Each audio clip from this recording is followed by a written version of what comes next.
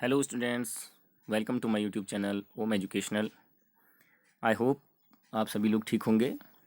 और आज हम आपके बीच में लेकर के आए हैं मिशन कोशिश ब्रिज कोर्स का 3rd वीक का एक्टिविटीज़। तो अभी तक आपने 1st वीक और 2nd वीक की एक्टिविटीज़ की। इन्जॉय करते हुए इन एक्टिविटीज़ को कीजिए और आज हम चलेंगे 3rd वीक की एक्टिविटीज़ की ओर। तो एक्टिविटी 1 जो है, इसमें देखिए, पैसेज को पढ़कर क्वेश्चंस के आंसर दीजिए। और ये पैसेज आपका जो फर्स्ट चैप्टर है उसी से है। तो पैसेज स्टार्ट करते हैं। There once lived a bird and her 2 new born babies in a forest. They had a nest in a tall, shady tree, and there the mother bird took care of her little ones day and night.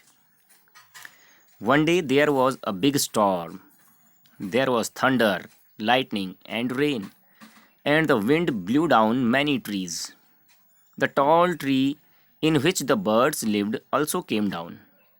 A big, heavy branch hit the nest and killed the bird. Fortunately for the baby birds, the strong wind blew them away to the other side of the forest. One of them came down near a cave where a gang of robbers lived. The other landed outside a rishi's ashram a little distance away. तो ये आपका जो chapter है, first chapter, उस chapter से related है। तो first question है, where did the bird live? वो चिड़िया कहाँ रहती थी? तो इसका आंसर होगा the bird lived in a tall tree in the forest. Where was her nest located? Her nest was located in a tall shady tree. तो फर्स्ट क्वेश्चन का आंसर आप लिखेंगे where did the bird live, इसका answer लिखेंगे the bird lived in a forest. और second question का answer आप लिख लेंगे where was her nest located, उसका घोंसला कहाँ पर था? उसका घोंसला एक पेड़ पर था, एक लंबे छायादार घने पेड़ पर था. तो उसका आंसर होगा her nest was located in a tall shady tree. Question number 3, how did they get separated? वो दो बच्चे सेपरेट कैसे हो गए, अलग अलग कैसे हुए? तो दोनों बच्चे जो थे एक तेज हवा के झोंके से उड़ करके दूर चले गए और सेपरेट हो गए. तो लिखेंगे a strong wind blew them away to the other side of the forest. Okay. उसके बाद question number 4, write meaning of the following words in Hindi. नीचे लिखे हुए शब्दों के हिंदी में आपको अर्थ देने. रॉबर, रॉबर मीन्स होता है लुटेरा या जिसको हम कहते हैं डाकू. और बॉर्न, बॉर्न मीन्स होता है जन्म लेना, पैदा होना, किसी चीज़ का उत्पन्न होना. तो फर्स्ट एक्टिविटीज़ तो हो गई. अब है सेकंड एक्टिविटी. बॉक्स में से सही शब्द चुनकर नीचे दिए गए फ्रेजेस को पूरा कीजिए. बॉक्स में दिए गए ये शब्द कलेक्टिव नाउन्स हैं. ये होते हैं कलेक्टिव नाउन्स, यानी कि किसी ग्रुप के बारे में जो हमको बताते हैं. कलेक्टिव नाउन्स या समूहवाचक संज्ञा वह शब्द है जिससे किसी पर्सन, व्यक्ति या एनिमल, पशु या थिंग, वस्तु या फीलिंग, भाव के पूरे ग्रुप का सामूहिक रूप से पता चलता है. यानी कि व्यक्तियों का ग्रुप या जानवरों का ग्रुप. तो ऐसे ग्रुप को हम क्या कहते हैं? वो कहीं पर अगर पूरे ग्रुप के लिए एक वर्ड यूज़ किया गया हो तो वो होता है collective noun. As an example यहाँ पर दे रखा है एन आर्मी ऑफ सोल्जर्स, सैनिकों की एक सेना. तो सैनिकों की सेना को क्या कहते हैं? आर्मी. आर्मी का मतलब अपने आप में, आर्मी का मतलब ही है कि वो सैनिकों का समूह है. अ स्टॉक ऑफ बुक्स, पुस्तकों का ढेर. अ बैंड ऑफ म्यूजिशियंस, संगीतकारों का बैंड या समूह. तो ये एग्जाम्पल्स हैं और नीचे आपको अब दिए हुए हैं इस रेक्टेंगल में बहुत सारे कलेक्टिव नाउन्स, इनको आपने नीचे जो 1 to 10 यहाँ पर दिए हुए हैं इनमें भरना है। अ डेडेस ऑफ फ्लावर्स, तो फ्लावर्स फूलों का गुच्छा, गुच्छे का यहाँ पर अर्थ भी दे रखा है बकेट, गुच्छे को क्या बोलते हैं? बकेट। तो a bucket of flowers. A डेडेस ऑफ प्यूपिल्स, कक्षा, कक्षा को बोलते हैं क्लास, तो अ क्लास ऑफ प्यूपिल्स। मवेशियों का झुंड, यहाँ पर आ जाता है हर्ड, यहाँ पर झुंड के दो मीनिंग दिए हुए पर पैक और हर्ड, तो आप यहाँ पर लिख लेंगे हर्ड, जानवरों का झुंड, a herd of cattle. A bundle of sticks, a Galaxy of stars, Galaxy ऊपर दे रखा है GALAXY, गैलेक्सी आकाशगंगा। अ स्कूल ऑफ फिश, मछलियों का समूह को स्कूल बोला जाता है। भेड़ियों की झुंड को पैक बोलते हैं, पैक ऑफ वोल्व्स, PAC के पैक मीन्स झुंड जो है उसको आपने यहाँ पे फिलअप करना है, a pack of wolves. A team of players, खिलाड़ियों की क्या होती है? टोली, टीम, टीम होती है, अ टीम ऑफ प्लेयर्स। पक्षियों के समूह को फ्लोक बोला जाता है, क्या बोला जाता है? Flock, a flock of birds. And last वाला है अ क्राउड ऑफ पीपल, लोगों की भीड़, भीड़ को बोलते हैं क्राउड। तो ये भी आपके समझ में आ गया होगा। अब बढ़ते हैं एक्टिविटी 3 की तरफ।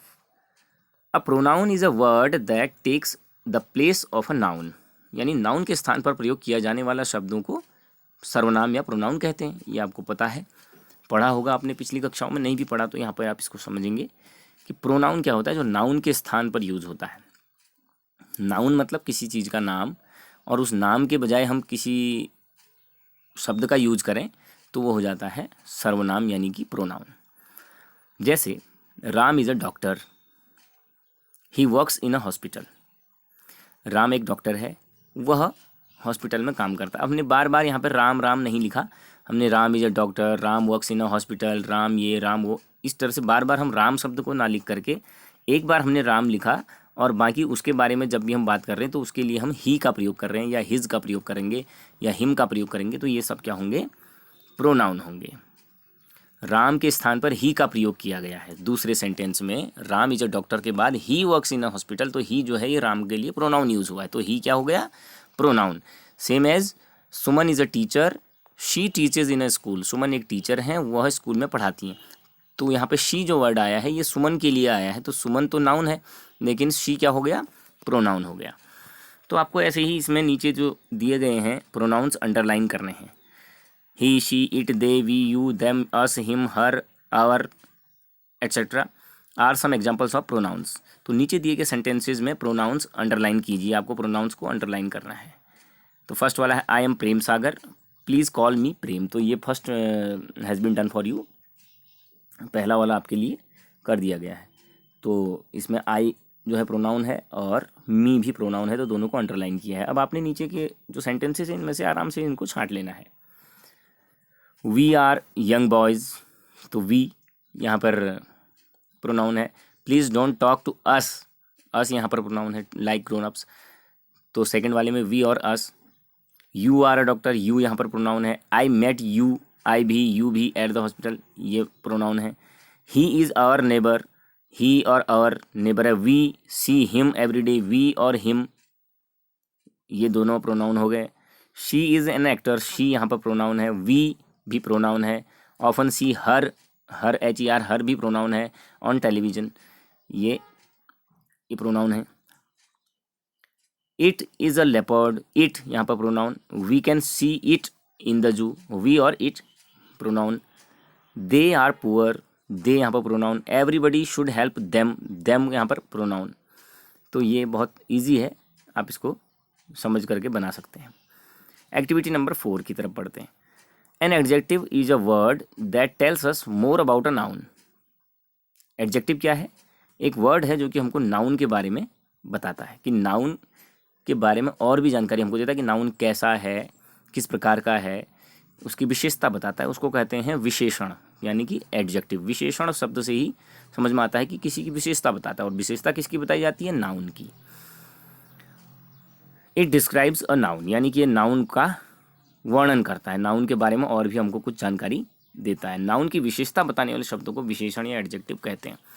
रेड बैलून, जैसे कि लाल गुब्बारा। यहाँ पर रेड शब्द बैलून की विशेषता बता रहा है। बैलून मीन्स गुब्बारा, बैलून एक नाउन शब्द है। और रेड बैलून कहने पर ये सब समझ में आता है कि बैलून कैसा है, रेड है, यानी कि बैलून के बारे में और भी कुछ बताया गया कि वो रेड है। फैट काव, मोटी गाय, टॉल बॉय, लंबा लड़का, तो ये सब क्या हैं, एडजेक्टिव्स। अब नीचे दिए गए एडजेक्टिव्स और नाउन के सही जोड़े आपको बनाने हैं। जैसे बिग ट्री, स्मॉल प्लांट, ऊपर कुछ यहाँ पर बगल में दिए हुए हैं, आपको इसी तरह से इनके एक साथ लिख करके बगल में लिख देने हैं। बिग ट्री ये आपके लिए किया हुआ है, स्मॉल प्लांट ये भी आपके लिए किया हुआ है। फिर आते हैं हम नंबर 3 में, ब्राइट। ब्राइट, ब्राइट के साथ आप लिखेंगे day, bright day. Long, long के साथ लिख सकते हैं रिवर, लंबी नदी।